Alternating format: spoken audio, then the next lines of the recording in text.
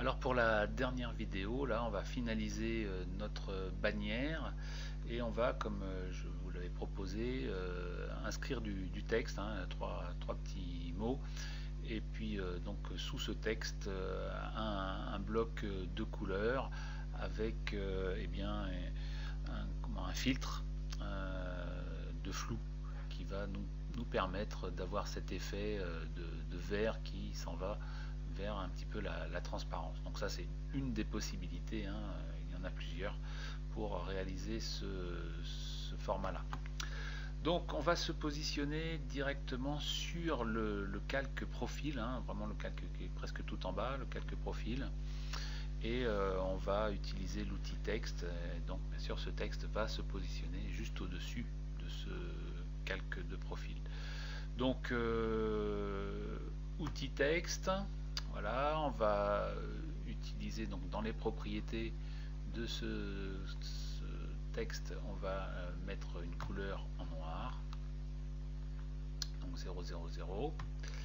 Et puis donc on va sélectionner eh bien Arial Bold, hein, j'espère que vous l'avez, sinon ben, ça sera autre chose comme style d'écriture. Arial Bold, voilà, et on va utiliser une taille de 17 points, je pense, 17 pixels. On va voir ce que ça va faire. Je pense que 17 points, ça devrait aller. De toute façon, on est en 72 pixels par pouce, donc a priori les points ou les pixels sont équivalents à ce niveau-là. Donc Arial Bold, 17 points, et on est aligné sur la gauche. D'accord ? Et là, on a juste un clic à faire, hein, donc je vous conseille avec Photoshop de ne faire qu'un seul clic, comme ça vous n'êtes pas soumis à l'enveloppe que vous auriez donnée à votre texte. Donc juste un seul clic, voilà, et on va taper donc le texte événement, portrait et tirage, hein, comme si c'était un photographe qui pouvait photographier de l'événementiel, des portraits, et puis qui puisse faire des tirages photos. Donc je vous rappelle pour les majuscules accentuées, pour le accent aigu, donc le 0200, Alt 0201, hein, on tape sur le Alt, on le maintient appuyé et on tape sur le clavier numérique 0201. Donc pour ceux qui n'ont pas de clavier numérique, là ce sera un petit peu plus délicat. Vous pouvez retrouver hein, ces éléments sur Word par exemple. Et après vous pouvez faire un copier-coller. Donc événement, voilà, j'avais dit accent aigu, bon, c'était accent aigu Alt 0201, accent grave Alt 0200, voilà, événement.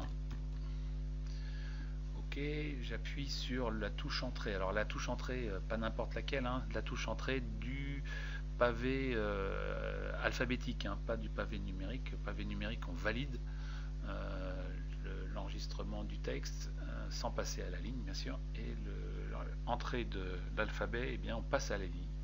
Voilà. Je vais taper portrait, encore un petit coup d'entrée, et donc tirage, donc tout en majuscule. Voilà, donc je peux prendre l'outil de déplacement pour déplacer ça à un niveau. Ben voilà, hein, c'est bien, juste que tout le monde soit au même niveau de hauteur. Donc j'ai mon placement avec mes lignes de repère aimantées qui s'affichent. Voilà, donc je peux rester à ce niveau-là. Voilà pour le texte. Ensuite, on va créer donc ce petit bloc de couleurs qui sera donc situé sous mon texte. Donc, si je veux qu'il soit sous mon texte, je vais eh bien déjà me positionner sur profil, hein, sur le calque profil, et je vais créer un nouveau calque. Donc à la droite, enfin plutôt à la gauche de la poubelle du panneau calque, j'ai créé un calque. Et ensuite je vais sélectionner une couleur, donc je vais définir la couleur de premier plan. Donc je clique sur couleur de premier plan, le petit carré noir ici, Et plutôt que de choisir une couleur dans la palette de couleurs, eh bien, je vais choisir une couleur qui existe déjà dans mes images que j'ai sélectionnées. Donc à vous de choisir. Donc si vous sortez de ce panneau sélecteur de couleurs, vous avez la pipette qui s'affiche et vous allez pouvoir donc piquer une couleur existante sur votre composition. Donc moi je vais prendre du vert qui existe à ce niveau-là. Voilà, celui-ci ou celui-là. Là c'est vraiment très foncé. Là c'est vraiment un peu clair. Entre les deux peut-être. Voilà. Ici donc j'ai sélectionné ce vert. Je le valide et là je vais prendre un outil rectangle avec un fond donc de la couleur verte que je viens de sélectionner qui n'a pas de contour. Voilà, et donc je vais pouvoir créer ce petit rectangle donc depuis la gauche. Voilà, je vais aller jusqu'au milieu de mon texte par exemple. Voilà, ça devrait aller. Donc ce bloc est bien situé en dessous. Je vais lui changer le nom du calque. Je vais l'appeler fond texte.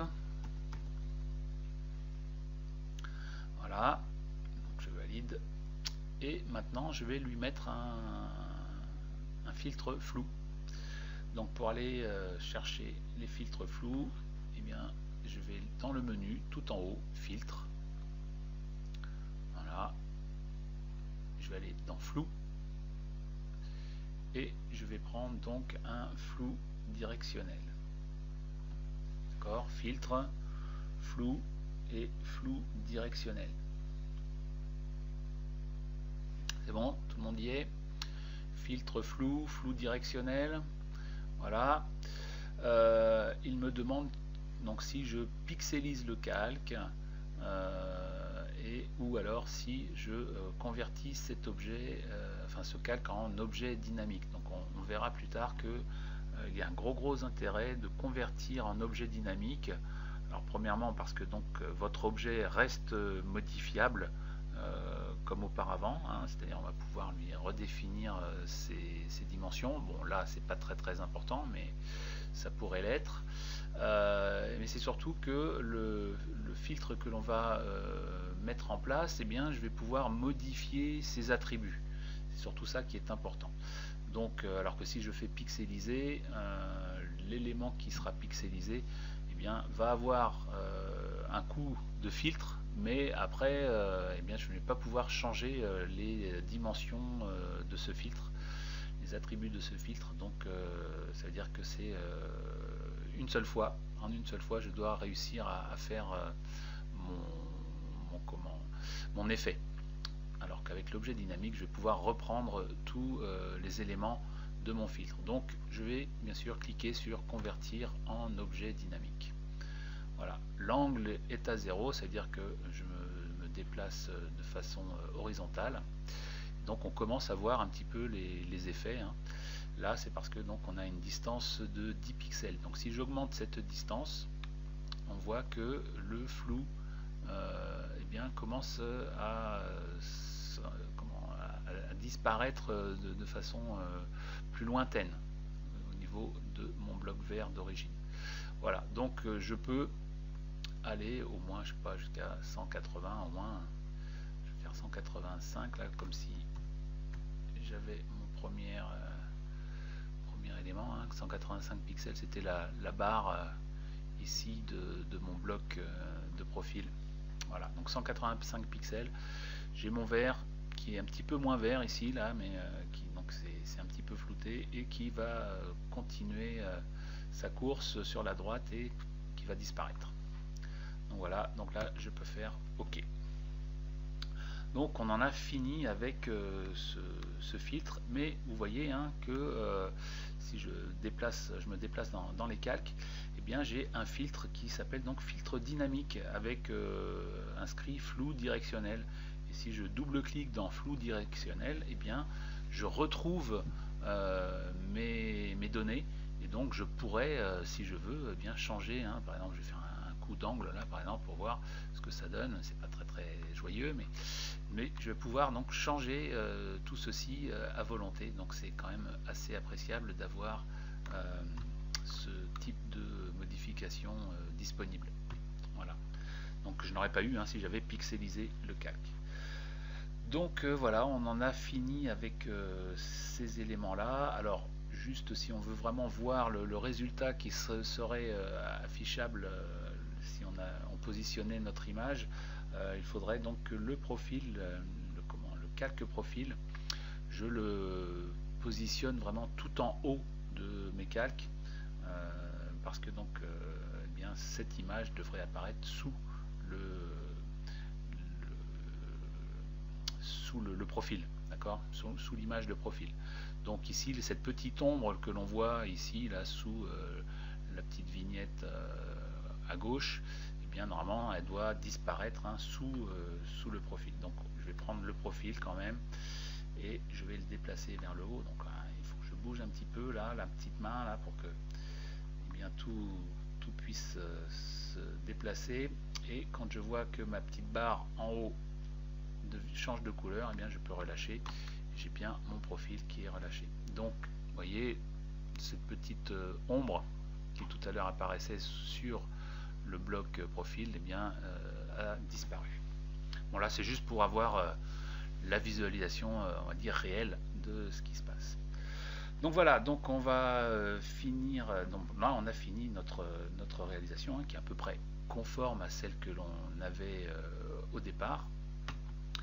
Et je vais pouvoir, donc si on veut aussi, là je reviens un petit peu sur l'événement et le texte et le fond du texte. Si je veux déplacer ces deux éléments, donc on n'hésite pas, on clique une fois sur le calque de texte, on appuie sur la touche CTRL et on clique sur fond texte, et là avec les touches du clavier haut et bas, eh bien, je vais pouvoir donc bien sûr déplacer. Bon, il faut aussi sélectionner bien sûr l'outil de déplacement. Il va falloir donc, on va pouvoir donc déplacer ce texte là. Bon, il était bien placé au départ. Je vais pouvoir le positionner plus finement si je veux donc avoir un autre effet sur ma composition. Donc voilà, on a terminé notre composition. Maintenant on va sauvegarder tous ces éléments. Donc bien sûr je vais pouvoir faire un petit fichier enregistré. Si j'enregistre, eh bien je peux l'enregistrer tout de suite en format PSD, donc Photoshop Data, ce qui me permettra après de le réouvrir et de profiter à nouveau de tous les calques pour faire des modifications si j'ai envie. D'accord, donc moi je le fais pas, je le ferai une autre fois. Et donc pour l'exporter, pour avoir accès à cette image pour Facebook par exemple, eh bien je n'ai plus besoin de ce petit rectangle blanc qui en fait me donnait juste la localisation de mon profil. Donc je peux, avec l'œil qui est situé en face du calque profil, je peux cliquer dessus pour le faire disparaître. Et donc là je vais sauver uniquement mon image au format JPEG qui est ici, pour pouvoir bien sûr après la mettre sur le site de Facebook. Donc fichier, et là ce sera exportation, et on va faire enregistrer pour le web. Fichier exportation, enregistrer pour le web. Ok, je répète, fichier exportation, enregistrer pour le web. Et là vous allez cliquer sur donc généralement on peut arriver ici là sur original, vous avez donc des petits onglets, et original, optimisé, et je vous conseille de cliquer sur deux vignettes. Alors deux vignettes, ça vous fait quoi? Ça vous fait que l'image qui est au dessus, c'est votre image actuelle que vous avez créée, votre composition, et en dessous vous avez le format optimisé pour la sortie. Donc vous avez ici là les formats d'image. Donc si on clique dessus, on a le GIF, le JPEG, PNG8, PNG24, après le BMP, donc on ne va pas s'en occuper. Donc nous, comme il y a beaucoup de couleurs, hein, on va rester en JPEG, hein, ce sera le format le plus, le plus adapté pour bien sûr Facebook. Ensuite, on a quelque chose qui s'appelle la qualité. Donc là, je vais vous montrer si je mets une qualité à 0. Qu'est-ce qui se passe? Donc, en haut, comme je vous ai dit, c'est notre composition, donc vraiment notre image d'origine. Et en bas, l'image optimisée. Donc, je ne sais pas si vous pouvez le voir à l'écran, mais tout est un petit peu pixelisé, hein. Là, on a vraiment une qualité très très médiocre. Donc je vois beaucoup de modifications de pixels de mon image originale jusqu'à l'image que je pourrais donc exporter. Donc là je vais augmenter ma qualité. Alors quand on augmente la qualité, bien sûr on augmente en bas le poids de l'image qui est ici. Mais bon, on a besoin quand même d'une certaine qualité, donc on va oublier un tout petit peu le poids de l'image dans un premier temps. Et là j'augmente la qualité jusqu'à trouver une qualité assez bonne comparativement à la qualité première de mon image. Et vous voyez là 60%, c'était quand même pas trop mal. Je vais revenir à 60%. Ça me fait une image à 70 kg, donc vraiment quand même pas si excessif que ça au niveau poids. Bon, le noir est un petit peu moins profond sur mon image JPEG, mais bon, ça devrait passer, hein. C'est juste l'image de couverture, donc ça devrait aller. Et ensuite, on fait enregistrer et notre image est sauvegardée. Voilà. Donc, on a fini avec ce projet. Si vous avez eu des difficultés, n'hésitez pas à m'envoyer un mail pour me dire que il y a un point qui cloche ou que j'ai mal expliqué, et puis on pourra voir ça la prochaine fois. Eh bien, je vous souhaite une bonne journée, à bientôt, au revoir.